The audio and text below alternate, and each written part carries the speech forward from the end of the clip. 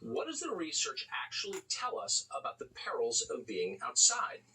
As it happened, there's quite a bit of research on that question. It turns out, and you may have guessed this already because it's very obvious, that enclosed spaces are a dangerous place to be in a pandemic. That was the conclusion of a study earlier this month in the Journal of the American Medical Association.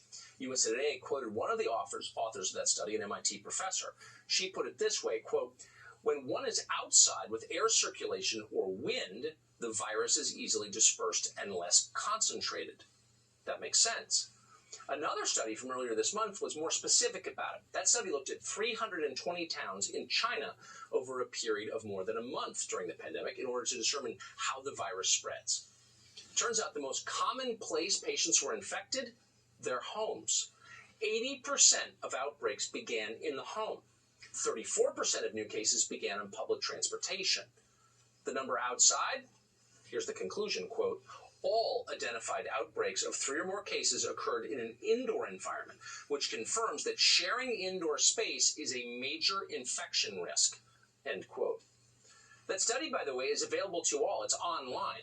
Jared Polis could read it if he bothered. Any politician could read it. They haven't. They're not interested. Stay inside, save lives. They repeat that like the vacuous bumper sticker that it is.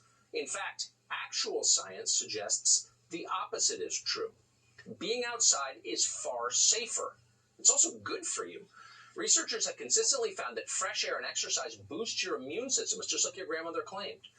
As a recent piece in The Atlantic put it, quote, "The outdoors and sunshine are such strong factors in fighting viral infections that a 2009 study of the extraordinary success of outdoor hospitals during the 1918 influenza epidemic suggested that during the next pandemic, which we're living through, we should encourage the public to spend as much time outdoors as possible," end quote.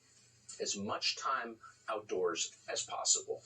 Yet, as you may have noticed, our politicians are doing precisely the opposite, and it's driving America to neurosis. Prescriptions for anti-anxiety medications have risen dramatically nationwide in the past 6 weeks. So the question is, why are our leaders hurting us on purpose? And the answer is, because they can. Controlling the population makes them feel powerful. Our fear makes us easier to control. The average politician has no incentive to follow the science and thus let the public outside.